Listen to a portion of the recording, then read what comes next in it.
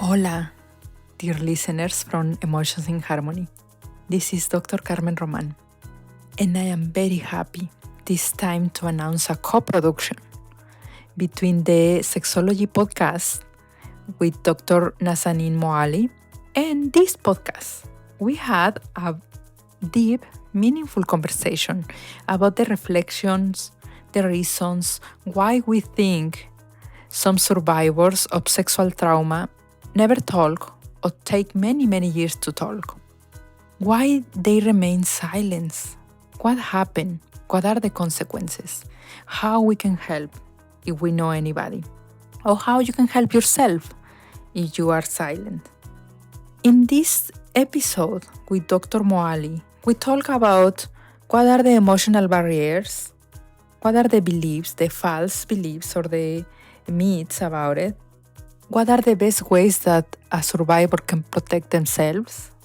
It is a wonderful conversation, even though if you never experience any sexual assault. You never know when is your time to help somebody who actually experienced it. Dr. Nazanin Moali is a sex and relationship expert and has helped many individuals and couples to improve their lives. She also has a podcast in Farsi, and she's dedicated to educate people around the world to embrace sexuality as an essential aspect of life and eliminate the stigma associated with it. Dr. Moali has appeared in many television shows and, of course, in other podcasts and publications. I think you will enjoy my conversation with her. If you want to learn more about Dr. Moali, please visit Oasis to Care or just type in Google Sexology Dr. Moali, Sexology podcast, and you will find her.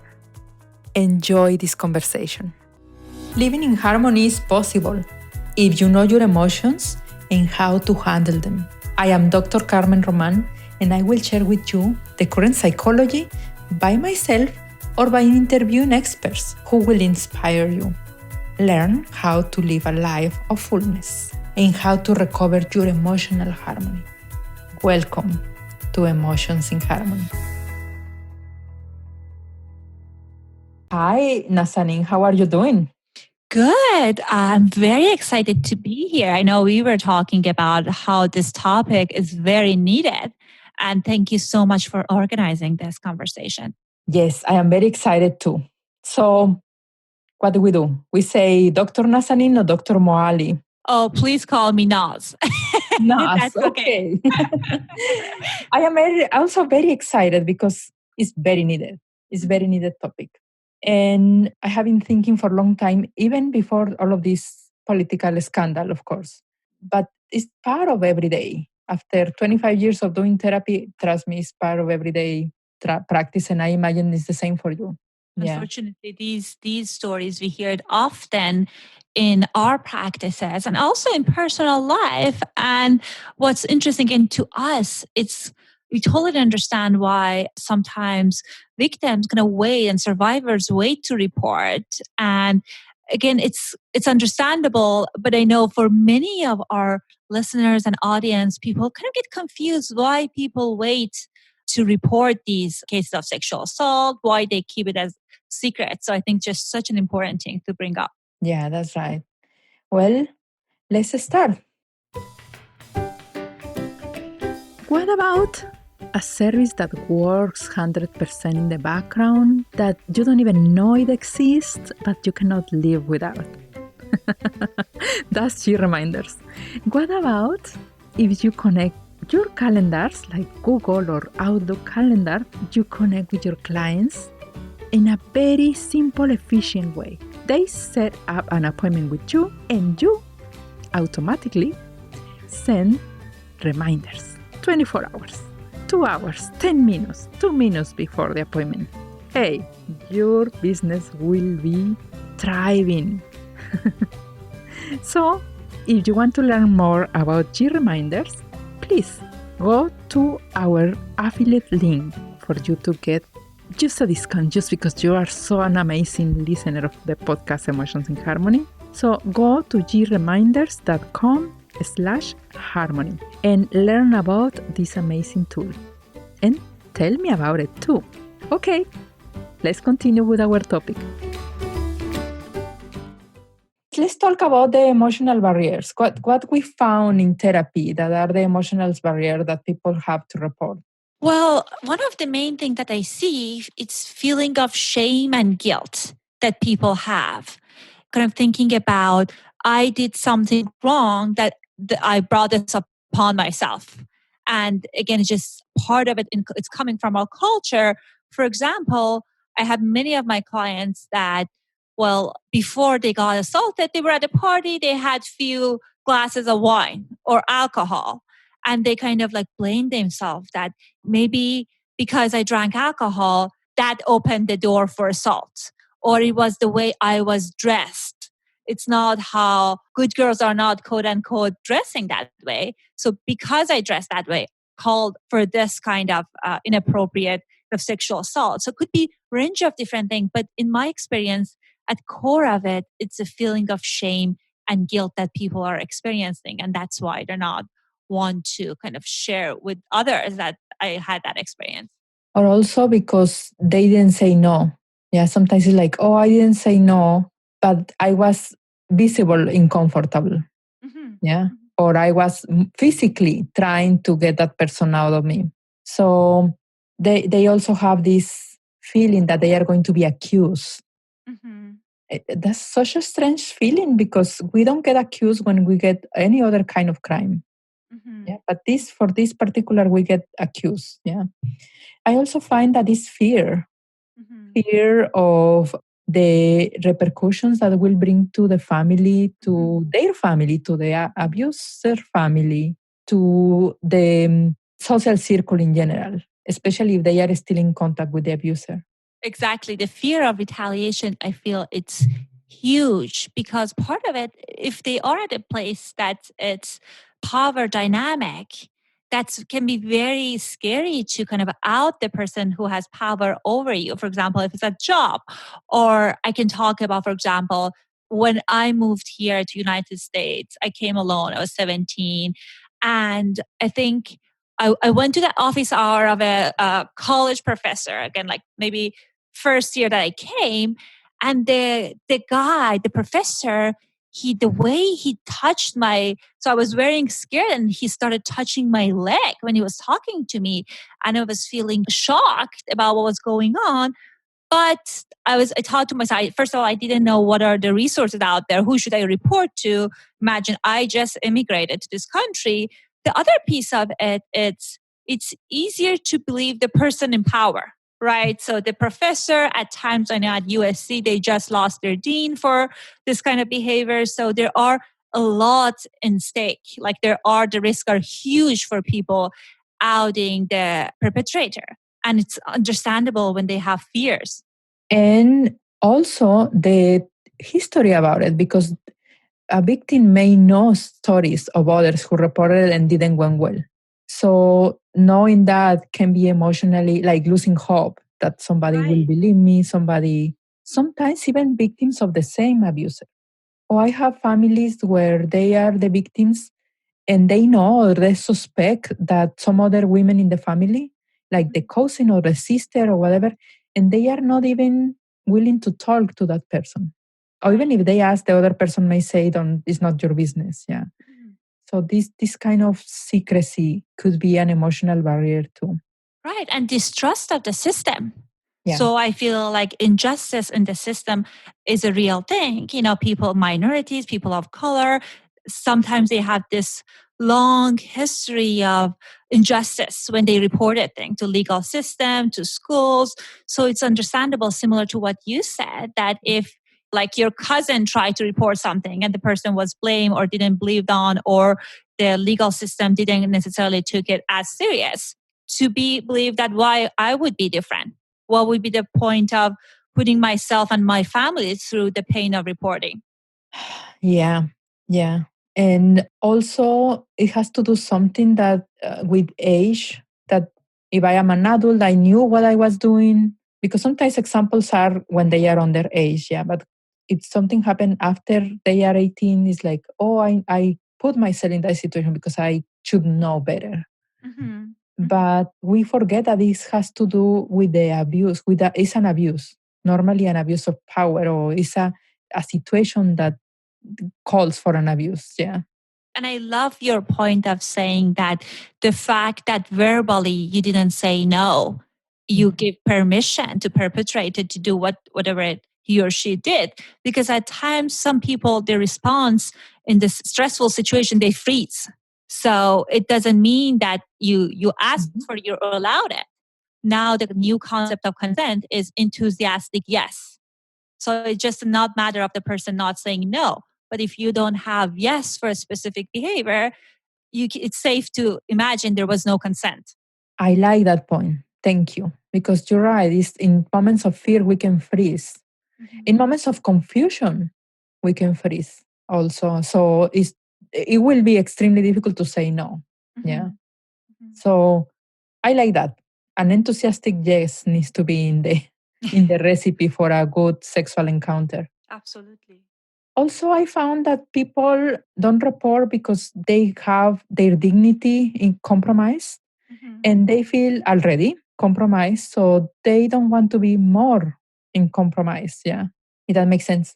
It does. It does. And also in a community, definitely for my community that are more collectivistic, and I can imagine in some other communities are like that, when you kind of reporting this, not only at time you feel shame about what happened to yourself, at times you feel like you brought shame to the family. And Mhm. the concept of dignity, as you were talking about, you're impacting the family, the image that they have in the community, and all of that.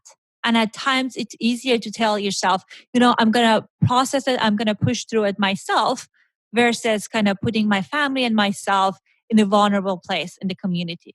Yeah, that's right. So we are kind of getting into the next area of the topic. What is a true belief and what is a false belief for the victim?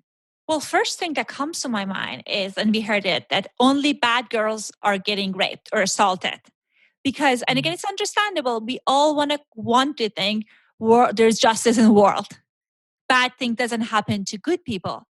But unfortunately, that's how things are. Sometimes, and most of the time in these cases, there is nothing that the person did that was wrong.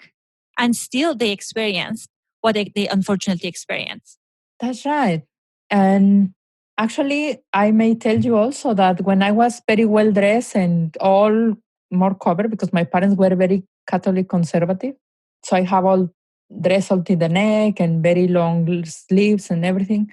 I was more at risk in the public transportation. It happened more things to me than when I started dressing more more sexy, let's put it. So it has is nothing to do. It's like bad person, good person, what that color, not color is the if you are vulnerable, that's the secret for being at risk. Yeah.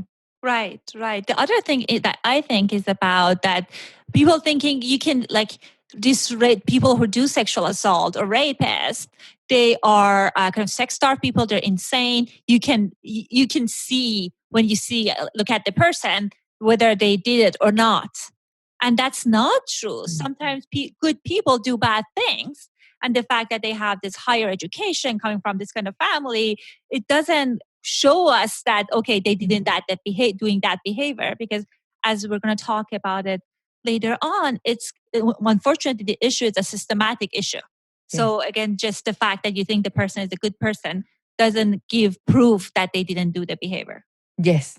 Thank you for that. So that's another false belief. Like nobody, and sometimes it's true, Nas, because if the person is well known in the community and is a spiritual leader or some kind of on the good side of people, it will be harder for people to believe.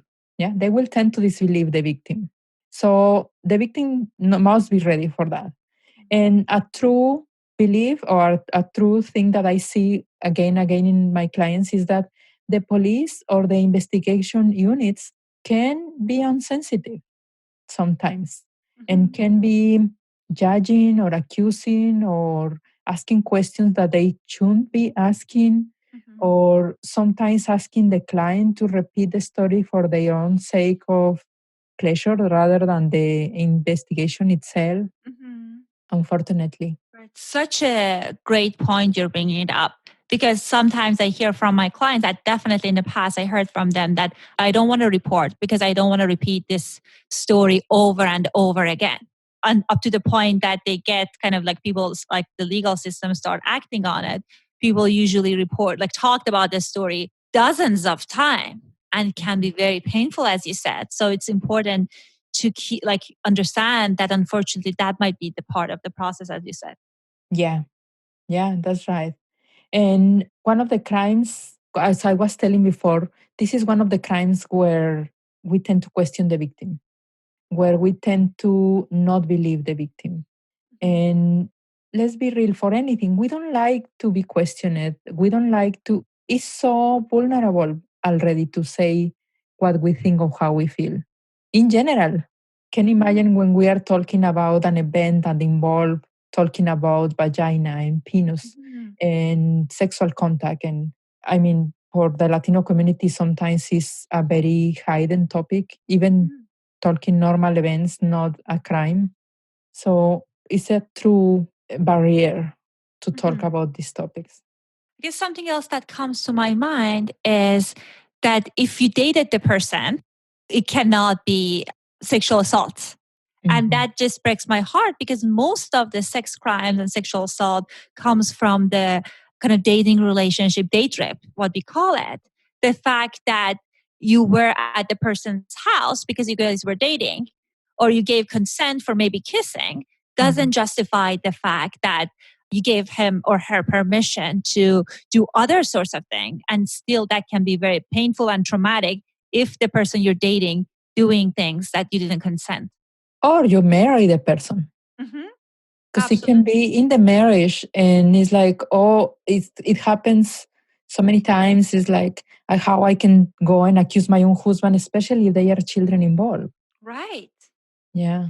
So, by the way, I always like to say when we talk about these difficult topics, I like to say this is a very sensitive topic that it may wake up emotions, Hmm. difficult discomfort as you are listening this episode.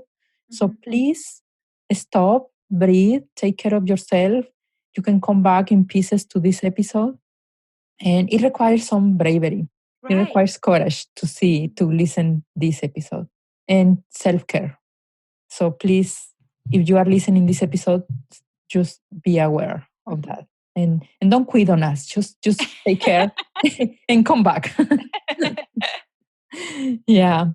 I don't know, Nas, but I don't know for you, but sometimes we talk these topics every day, almost every day in as part of our work that we can be insensitive of how difficult it is. Could Right. be. No, yeah. And also it's I surprise myself and at times get very kind of emotional around this topic. So again, I unfortunately sexual assaults, especially like in women and of course in men, it's a real thing.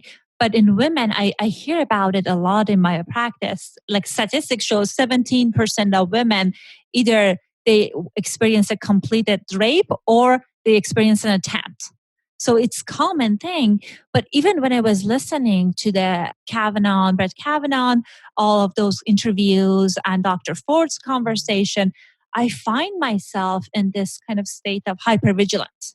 Yeah. I was crying. And again, I don't have any kind of big T trauma when it comes to these kind of sexual assault experiences. But I, as a psychologist, that I Mm. am familiar with things, I found myself very dysregulated.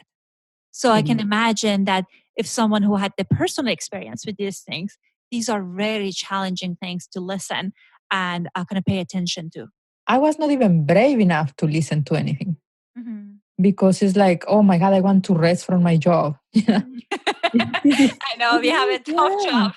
It is so sensitive topics and that also helps the victim to find and to seize the moment when it's a good moment to share.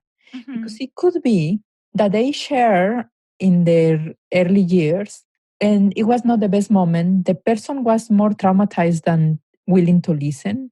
It is a very difficult topic to share. Right. Right. So I appreciate that you're suggesting people kind of to do a self-care and pace themselves when they're getting exposed to these topics. Part of my career, in the first 3 years of my career, we were working with a community in Guadalajara, in Mexico, that it was an organization only dedicated to sexual abuse. Mm-hmm. It was all we did. Mm-hmm. And my job was to, when the teenagers came and reported themselves and they seek services, my job was to call the mother or or the parents Oh my God. and let them know. And many times my job, it was kind of the liaison between the teenager and the parents. Mm-hmm.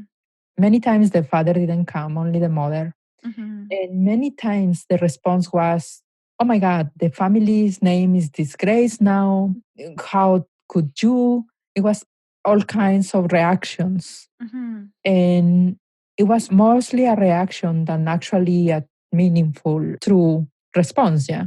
It was Right. mostly a reaction out of the surprise. Mm-hmm. So my job was kind of intervene to solve the reaction. And then sometimes I needed to talk first with the parents. So Such a challenging job you had. yeah, it was very challenging at that time, and I was very brave. I was in my 20s, so I was Oh my brave God. and justice and everything. It's funny, I find that in a career with the hardest things. I remember I was working at a group home for children who were sexually abused.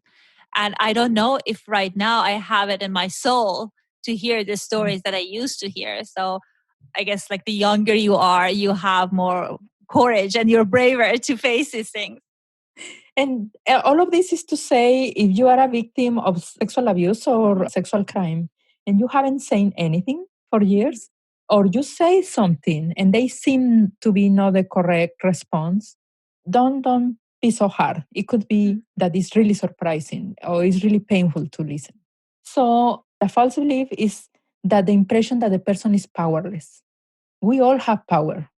I found to believe that even though with our mind, even though if you are in the most difficult situation, your mind still is with you. So we all have power, but it's the impression that we don't have power because we just were victims. Yeah.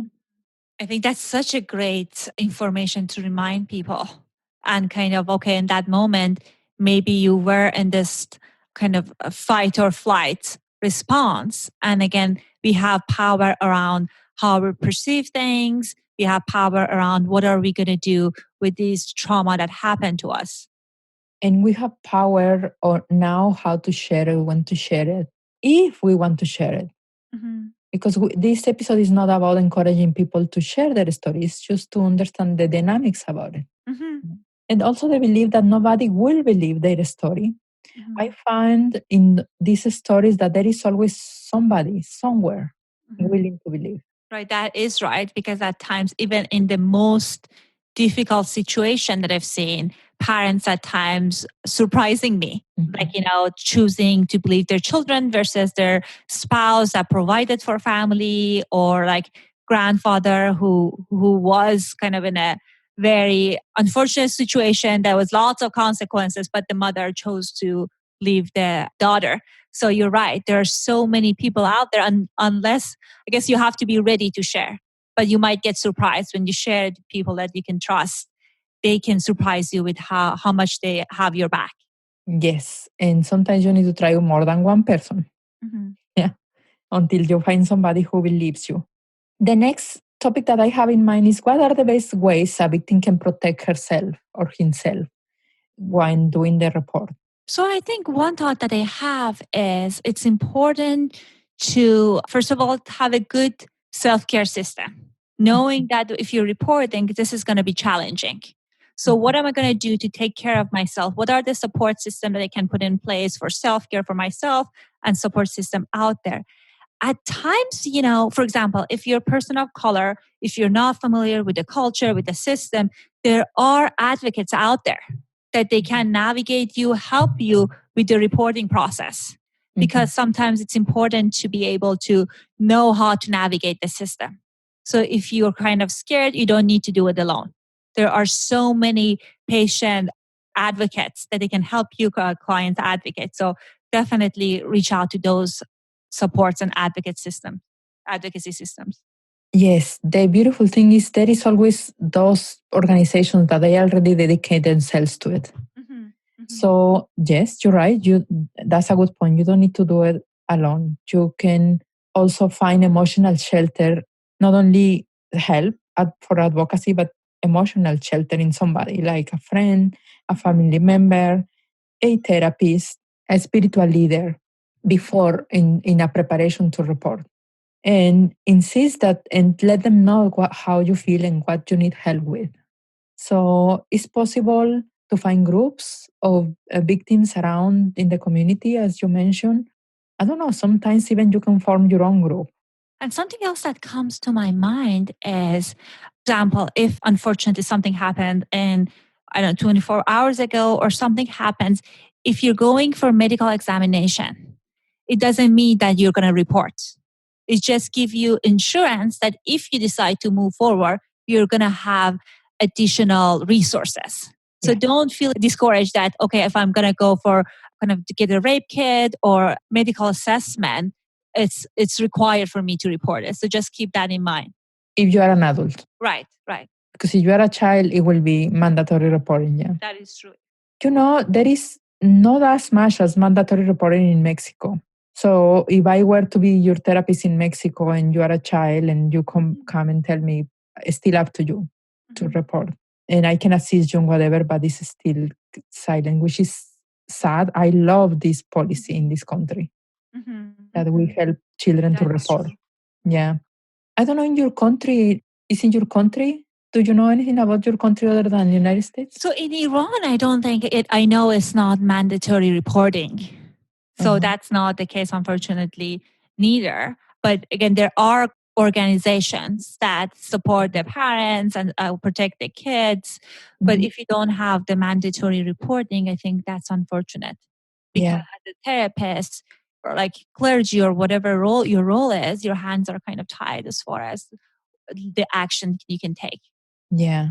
And maybe the listeners are in other countries and they can inform us so we can expand our knowledge in this.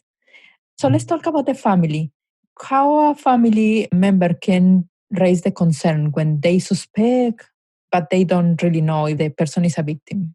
Well, I think one hope that I have that goes to prevention as well is extremely important to have conversation with your children, teens about consent, sexual abuse, what is an okay touch, what's not an okay touch, with the information that's age appropriate. So in the countries that this information is part of their education system around sexual assault, sexual abuse, they see significant improvement as far as when people report.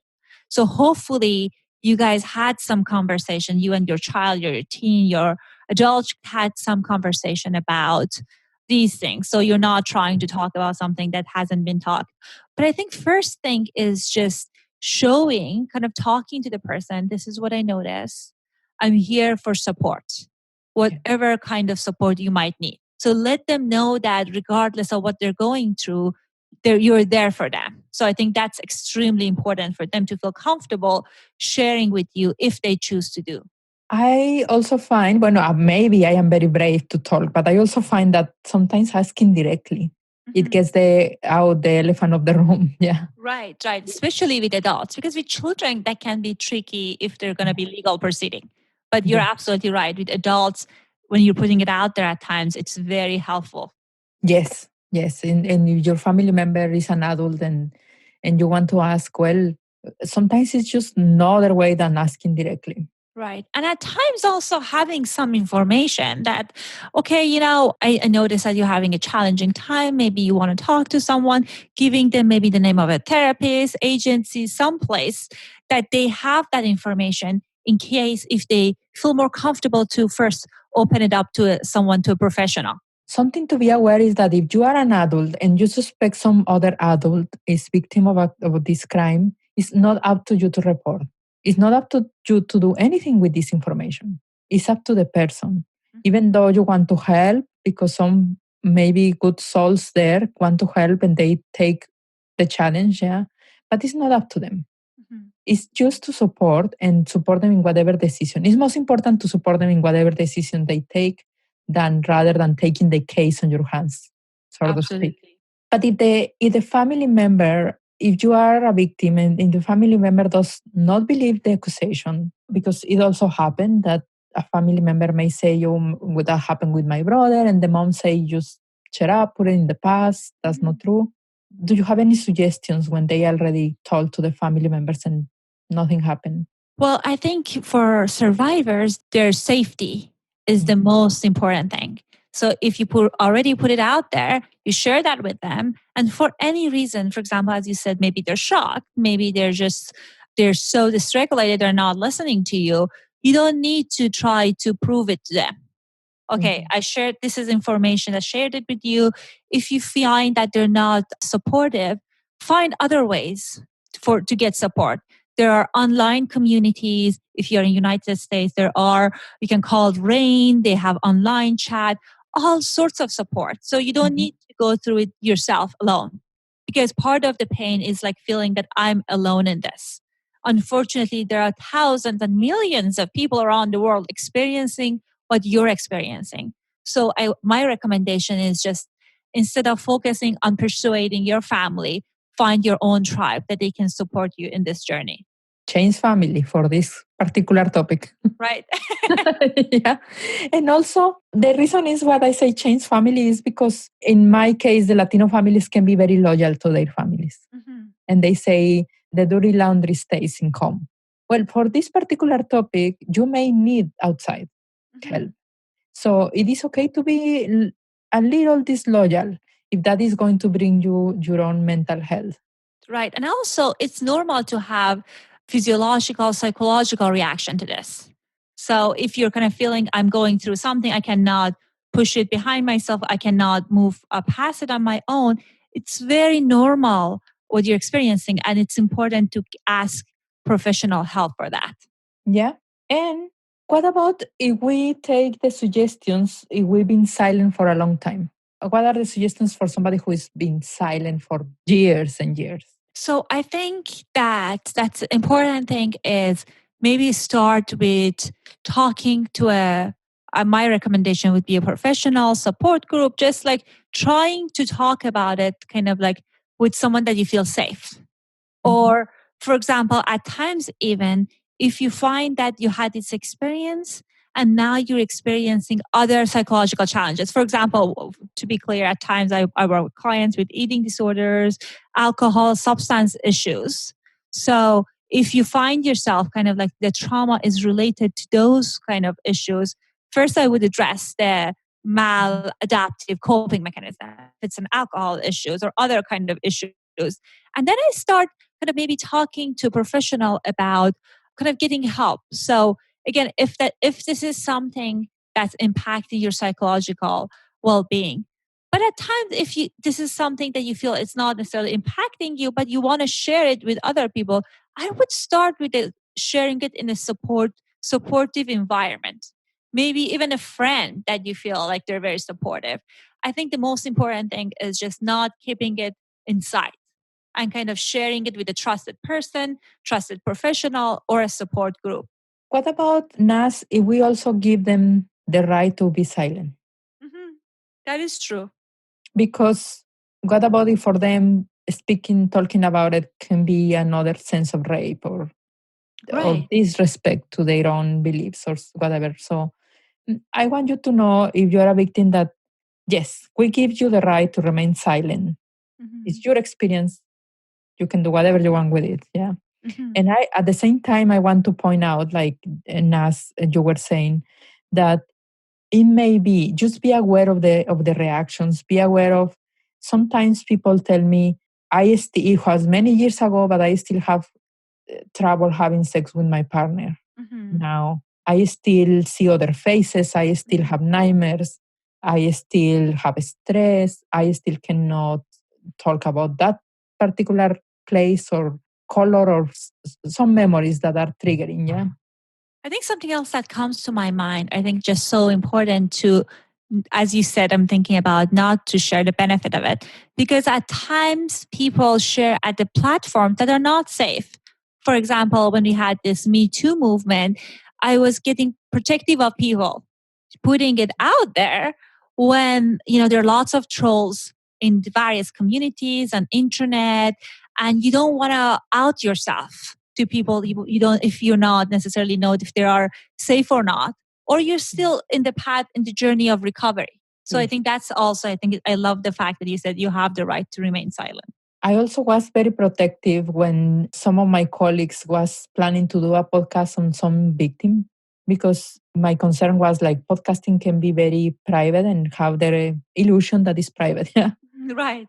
So yeah, you have the right to remain silent. And if one thing that I will say is, if you don't feel safe to tell your therapist, it's because you need to change therapy. Yeah. That is true.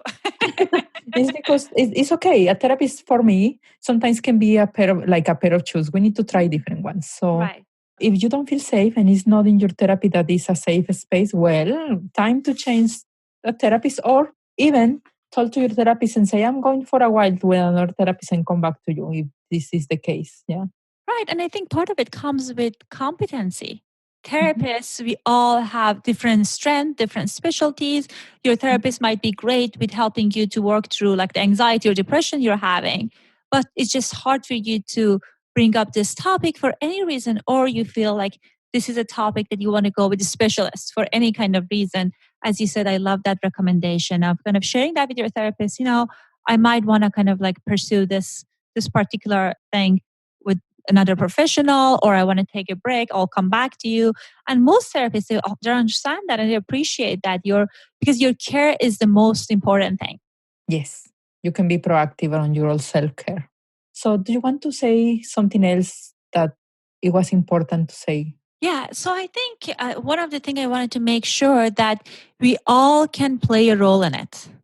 It's regardless of if you're a family member or your neighbors or you are in the community, we all can take action to eradicate this problem, because I was looking at 17, I think the number was 20 or 17% of the people who experience sexual assault, they're reporting it.